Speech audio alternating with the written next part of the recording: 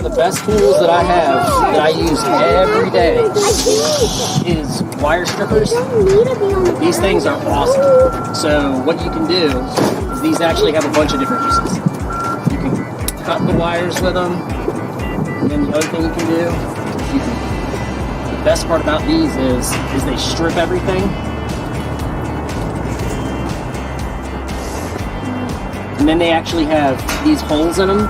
These holes are super important. Not a lot of people really realize them. Even a couple of electricians aren't really know before.